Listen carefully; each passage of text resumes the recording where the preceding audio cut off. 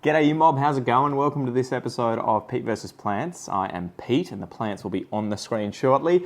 So it is time to do a monthly favourite and I have, around me I have 10 different plants and a whole bunch of different species and genera. In fact, I think everything here is a species except for the Begonia, which is a hybrid.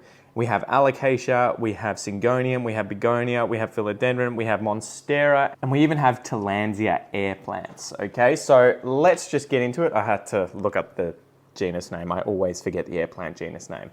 So I guess we'll start with the air plant. Man, so I got this from Bunnings probably a few weeks ago, maybe a month ago, and it was about 20 bucks, but I am a sucker for these large air plants, and I have just got it sitting at the moment in this tiny little bucket here. And this is the Tillandsia caput-medusae. Caput-medusae. That's interesting that they've got like a hyphenated species name. I don't think I've ever seen that before, where there are sort of two different nouns or names that have been put together into a single species name. So yeah, stunning species, gets to about 20 centimeters tall, offsets appear 1 to 2 years after flowering. So I'm looking forward to it flowering because I don't know if you guys can see, but they are these beautiful red flowers. So yeah, and this is sort of one of the first forays into air plants that I have done. I just watered it yesterday. I had some advice from one of you guys commenting on a previous video saying the best way to water these guys is just to soak them in just tap water once every month for about 15 minutes. So I've done that and it is looking good. The interesting thing about these plants, and I'll have to look into the biology a little more, but they look furry, I was about to say furry because they have these little hairs that are called trichomes on the outer layer, and I believe these are used for pulling moisture out of the air. So they probably get a kind of dew or mist in the mornings, maybe during the day. I think they're obviously very arid plants that are adapted to very dry conditions, but they use those trichomes to obviously increase surface area so that when air passes through, they can suck out as much moisture as possible and use that to survive. So yeah, really cool plants, air plants, totally underrated. If you guys haven't gotten into them, definitely recommend it. So that was number one. All right, number two, shall we switch genera? Well, I've only got one air plant, so yeah, we'll switch genera. So the second plant for you guys is this beauty. Now, I haven't gotten that heavily into Syngoniums, but when I saw this one with the dark foliage and with these kind of like lightning strike, what would you say, white splotches down the middle of the leaves, I just had to grab it. So this was sold to me as a Syngonium black velvet, Syngonium rayii, but to be honest, I'm not sure if it's rayii or wendlandii. There seems to be two of them and they look very, very similar. So if you guys have both or you know the difference between the two, you'll have to let me know. But yeah, they both kind of look like this. I think the difference might be the size of the foliage, but I've only ever seen this one in person, so I am not sure how the other one compares. Anyway, absolutely love this one. It's really easy to propagate. In fact, I've got a propagate up here somewhere that I sort of took when I first got the plant just to see if I could. And it is pretty low maintenance, to be honest, guys. I've still got it in its original soil here. I water it probably once every 3 weeks, to be honest, and it just sits in a little decorative pot that I have here up on a shelf, and you can see that it's kind of facing out of the shelf this way, and all those leaves are kind of just growing out. I kind of like how bushy it is. It just looks beautiful, I think, in my book at least. So yeah, I'm interested to see this one kind of mature because I think from what I understand with Syngoniums, they kind of become, they get these sort of 3-fingered leaves, right? Where they have like 2 ears and the main sort of part of the leaf coming down. And so I'm not sure if this species does it or not, but I hope it does, and I hope I get to see that as it matures. So yeah. Number two is the Syngonium rayii or wendlandii. Okay, get you out of the way. Let's do the Begonia. So I've been getting into begonias recently, and I'll hold it out of the view for the moment.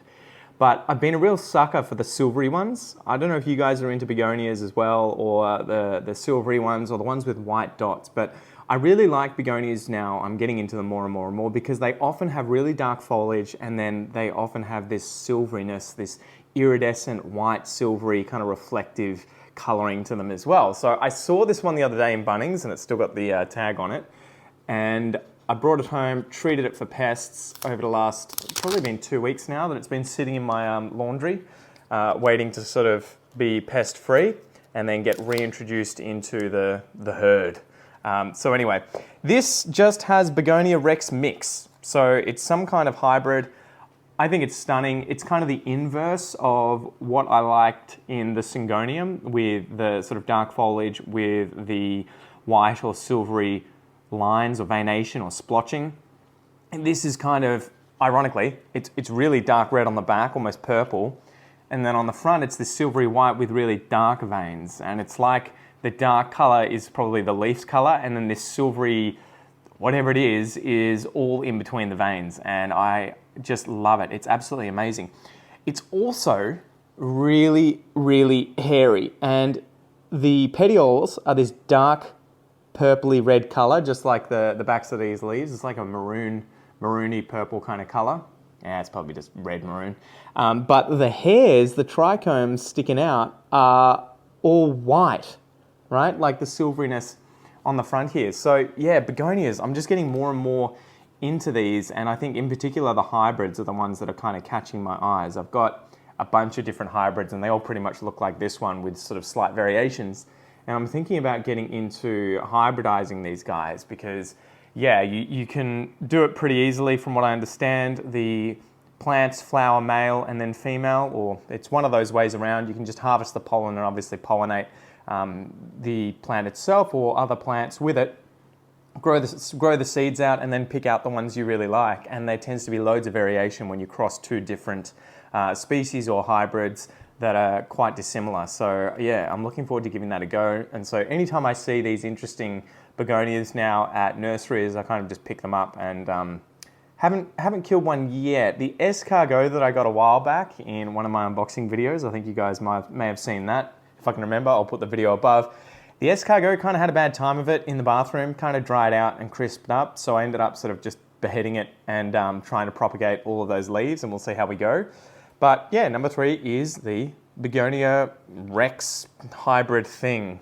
And it's sort of a bummer that these nurseries that sell these just write begonia on them or designer begonia, and there's no kind of information about the hybrid. You know, I would love to know more, but I'll have to try out one of those plant applications and take a photo of one of these leaves and then see if it can identify what the hybrid is, although I think it's probably only good for species. Okay, how about an alocasia? You guys feel like an alocasia? So I've got 2 of these today, but we'll do this one first. So I had one of these mellows, alocasia mellows, a while back, and it didn't look the same as this. So I'm not sure if these are quite often grown out of seed and then sold, but this one has the most beautiful kind of teardrop shaped, raindrop shaped leaves that are just, what would you say, that they're just perfection. I love how uniform they are in shape. They're really flat as well, like they don't have these imperfections around the rims where they kind of wobble and everything. Sometimes with the different alocasias that I have, you'll get ones that are really kind of nice and uniform and consistent in shape, and then there'll be other ones that are kind of deformed and weird. I don't know if you guys have noticed that as well, but I've definitely noticed that with some of the alocasias. The dragon scale, one of those that I've got 2 of them. One of them is really weird looking, and the other one is beautiful and normal and sort of has this kind of vibe to it of just these sort of shaped leaves, but obviously with the different kind of veination. In fact, it pretty much looks like that one on the cover here. That is what I'm talking about, the dragon scale. Anyway, so I got one of these, and it reminds me of rhinoceros skin. Not that I've ever had the pleasure of patting a rhino, but it's what I would imagine rhino skin to be like, right? Like, it looks like it feels. It's almost like it's some sort of plastic toy that's come out of a mold somewhere. And yeah, I absolutely love the look of these things. So I had one originally and I killed it.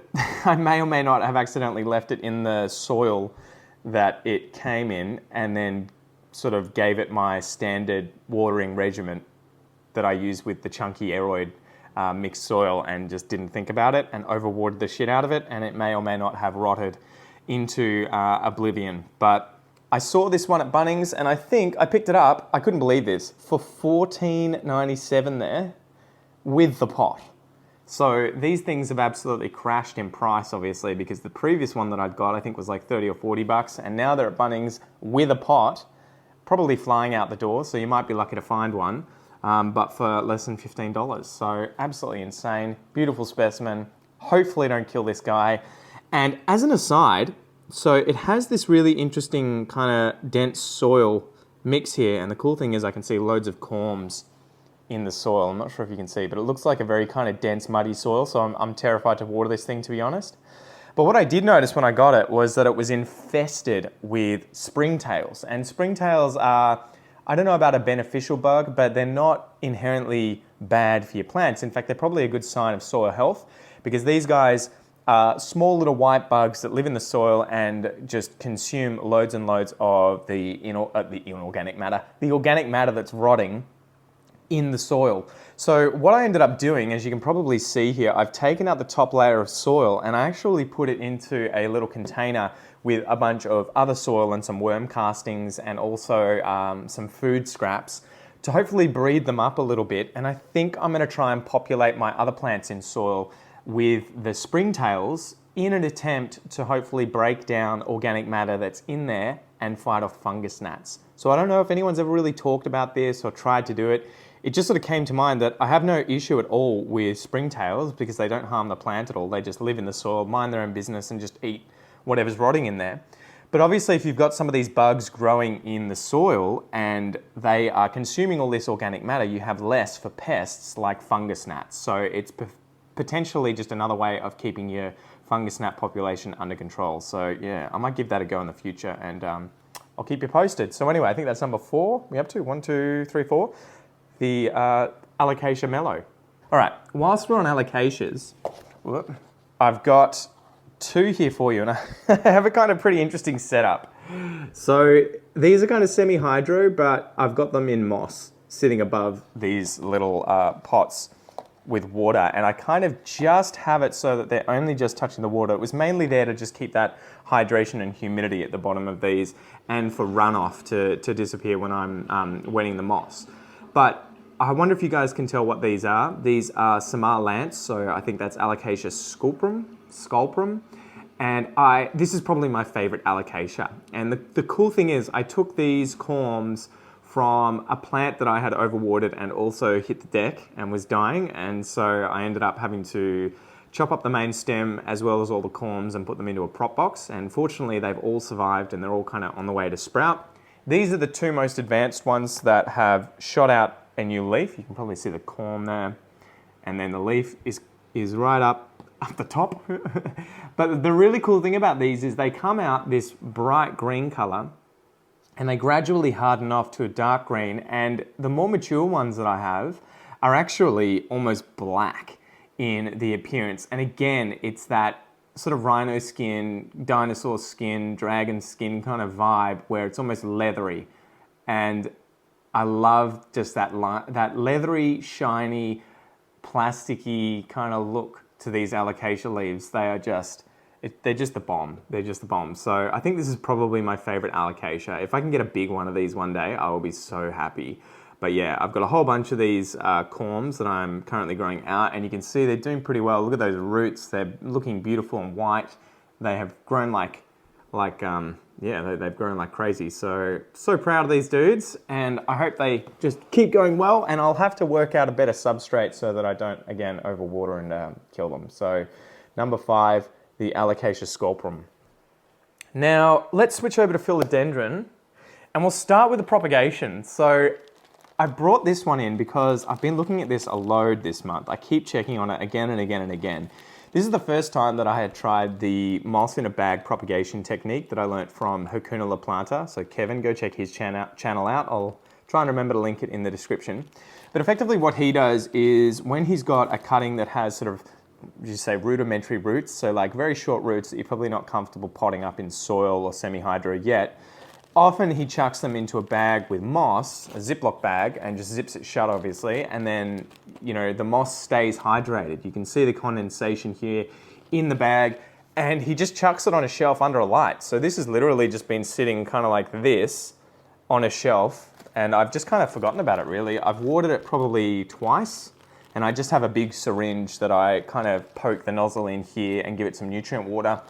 I don't know, probably once every 3 or 4 weeks. It honestly doesn't need that much. I just usually pick it up, feel the weight, and also feel the crunchiness. And if it's kind of feeling it slightly getting to the crispy side, I'll give it a sort of quick injection of water. But the roots have absolutely gone off. They're kind of green here because I think they've kind of mixed with a bit of algae, but they've all grown up. There's probably about, I don't know, 6 or 7 different root tips that have come into this corner and are sort of spiraling around one another there. And yeah, I just absolutely love this method. I think I'm gonna have to take them out of here. So did I mention this is a Philodendron atabapoense? So it's a Philodendron atabapoense. I think I'm gonna have to take them out of here soon because there's 2 cuttings in here. One of them is a tip cutting, so that's not really a problem. And you can see it's doing well, it's pushing out leaf after leaf. And this big one though is a mid cutting. So if it is shooting out a growth point, it is gonna be buried in the moss there somewhere. So yeah, I think I need to take it out at some point, check the roots and see if this is ready to plant up yet. So anyway, number 6 is the Philodendron atabapoense propagation here. And you can see the leaves are looking a little worse for wear. They seem to be a bit, I don't know if it's chlorotic or they're just sort of pulling the nutrients out of the leaves, but they've held on for months. So yeah, pretty impressive, pretty impressive. And I guess I should say these came from a plant that I got from Bunnings that was a rescue. So it was reduced in price because they had watered the shit out of it and it was rotting. So it had root rot. I ended up chopping it up and putting it in the bag here. And yeah, was just hoping that for, you know, 10 bucks, I could get a few more of these atabapoense plants because they are beautiful plants with these dark backsides to the leaves. Again, that kind of, it's almost the same as that begonia that I showed you, right? Like that maroony, browny, red, purpley kind of color. And then they usually have a sort of darker green to the front. So yeah, number 6, Philodendron atabapoense. All right, while we're still on Philodendron, I got 2 more for you. Can you tell what this one is? It's probably easy if you see this leaf. This is a Florida Beauty. Now, I bought this on eBay, and I'm not sure how much I ended up paying for it because I got a few of these. But I think I've got 3 that have come out of tissue culture. This is one, and I've spent anywhere from $80 to I think $200 for one that was highly, highly, highly variegated, and that one's thriving over in the background there, but a bit smaller than this one. I think I got this one for quite a deal because it had spat out so many green leaves in a row. And so I was kind of curious to see what would happen. It had this nice leaf here that showed this kind of half mooning variegation. So I was like, okay, it's a Florida Beauty. It does have variegation, but there are, you know, 1, 2, 3 leaves that have come out in a row that are non-variegated. And this leaf hadn't come out when I bought it. It was just pushing this one out. So I was kind of like, I wonder if this is reverting, and perhaps if it is, I can just chop it back to, you know, this leaf and we'll save it. Because I was kind of interested to see, am I able to just trim this back and save the variegation on it? And you can sort of see that another one of these sort of earlier leaves is also sort of variegated there as well. But I've just kind of had it on the shelf and let it do its own thing. And the interesting thing is the most recent leaf it shot out was this one. So it looks like it hasn't yet reverted completely, and that variegation is still there and has come out. And that's sort of like this, I don't know, what would you say, Polaroid kind of variegation, I think I've heard, where it kind of fades from green to the lighter colors as the leaf hardens off. Initially when this came out, I thought it was like this one, and I was like, bugger. You know, it's gonna be green all the way up now from now on. But it pushed this out and it slowly faded to this sort of zebra stripy kind of variegation. So now it is pushing out the next leaf, and I'm really curious to see how it goes and if we can end up saving it and use this as another investment plant. Though I have seen the prices crashing on these guys recently. Check out the Facebook groups if you're in Australia and you want to get your hands on one of these. I saw someone selling single leaf cuttings recently for $40. Unrooted cuttings, but they were pretty big leaves, probably about this big, you know, 30 centimeters or so. And well, yeah, they sold out within 30 minutes. So you know it's a good price when that happens. So number 7 here is a Florida Beauty that I thought was reverted, but seems to be coming back from the brink of, a green life. All right, before we move on to Monstera, I've got one more philodendron for you guys. So this is a philodendron, and I think it is crassinervium. I'll have to double check that, but I haven't really paid that much attention to this, to be honest, after getting it. I did really like it. It kind of has these spear-shaped leaves with these incredibly thick midribs that get absolutely covered in floral nectaries. Like, check this one out. I don't know if you can see all those extra floral nectaries, but this leaf is like more ant juice than it is chlorophyll. So I thought it was just the coolest plant. It has these spear-shaped leaves. They literally look like the spear tip of, say, a spear. So I just love it. These round-shaped leaves, really sharp, kind of big and lush. I was thinking, man, I need to get this and grow it up a pole. And then I got it and realized, I don't have any space. But then you know what I noticed? So I'm going to try and cover this up and show you. But when it came, this top leaf hadn't come out yet. And it's, it hasn't come out yet, but it's on the way out. And all the roots that I saw down the stem had all hardened off. And I was like, yeah, okay, didn't really pay it much attention. But in the last week or two, check this out. Can you see these things? These things look alien. So the roots of this plant seem to come out this fluorescent red color. I don't know if it's doing it justice, but they are bright fluorescent pinky red in color. And oh man, I love coloration like that on plants when it's not flowers, right? When it's on flowers are cool too, but when it's on the foliage, or it's on the stem, or it's on the sheaths, or it's on the roots here, it just rocks my boat. It really rocks my boat. So yeah, I absolutely love this plant, and I can't believe the color of these aerial roots. I haven't seen that in any other Philodendron or aroid, I don't think yet. I haven't noticed in any of my collection any roots that come out any kind of bright color like this. They tend to be white, yellow, and brown. So yeah, you'll have to let me know if this is unique to this species or if it is seen in other species as well. But yeah, I'm almost tempted to air layer this thing so that I can propagate it, but I kind of don't want to cover up the roots. I kind of just like seeing these roots grow, but I know they're going to brown off eventually. So yeah, anyway, that is it. Crassinervium, Philodendron crassinervium, is I think number 8 now. All right, down the home stretch, we've got 2 left, and I will do this one first. So this beast I got from Bonds and Botanicals on eBay probably about 2 or 3 months ago. Can't remember the price. I think it was around maybe $100, give or take. And it was just these 2 leaves initially, these 2 bottom leaves here. And it didn't do anything for ages. I was just like, what the F is going on? Is this thing ever going to shoot out a new leaf? And it just seemed like it was working on its root system. And it's kind of hard to see because there's so much algae here and it's pretty dark.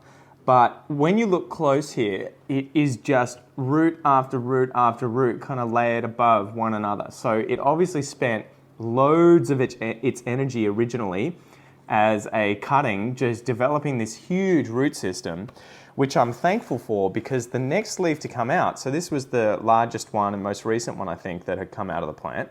The next one was massive and it came out probably about this size before it had hardened off, and I was kind of like, okay, cool, at least it's consistent. So it was, I don't know if it was a tip cutting or not. I think it must have been a tip cutting, although I can't really see below the soil here.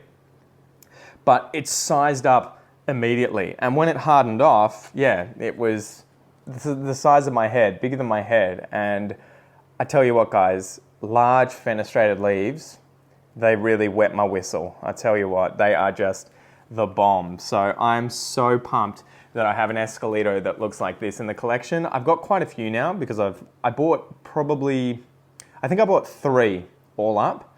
2 of them seem to be growing like vine. No, I've got 4. Sorry, I lied. I've got 4. 2 of them seem to be kind of like growing really quickly as vines, but the leaves are only about this big. It looks like Adansonii, to be honest, and it could be Adansonii. I don't know. The original ones looked like esqueleto. They had these kind of, it's hard to describe, but they have a certain look about them with these tiny kind of small fenestrations along the midrib here and these really large ones that come right to the edge of the leaf that are sort of wide ovals. I'm not sure if that makes sense, but there is a certain look about esqueleto that it kind of gives it away sometimes. But I think when they're really young, it's very, very difficult to tell. So I may have been ripped off, and they may have just been the most expensive Adansonii that I've ever bought. But yeah, so I've got 2 that are vining, and they're just sending out small leaves constantly. So I probably need to pole them up or put them in a larger pot soon to give them a bit more space to sort of grow. And then the other one is shooting out a runner and not doing anything. So when this one did this, I was just so pumped to finally get a leaf like this, and I think I'll definitely have to put it on a pole soon. And I might have to try Unplanned Parenthood, great channel on YouTube, Charmaine over in Canada. I'll have to try her method of using a lazy pole, which is effectively some plastic sheeting with moss just up the back, and that just touches the plant directly, effectively. So as opposed to using a fence kind of moss pole a la Sydney plant guy. So I'll have to give that a go, see how it goes. But yeah, esqueleto, this is probably one of my favorite, if not absolute favorite Monsteras, and I think the only way you could beat this for me would be a variegated one, and an aurea variegated one that didn't brown. That would do all kinds of things to my whistle.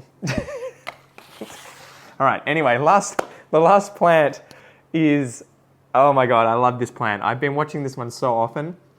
So I think I may have shown this one in the previous one, so if I did, forgive me guys in the October favorites, but I just can't stop walking past this plant and just being like, wow, cut it out, just calm your farm. So it's my obliqua, guys, and it probably doesn't look too much that's the new cat, by the way, that's Peaches, sorry. Jesus, Peaches, you're just interrupting.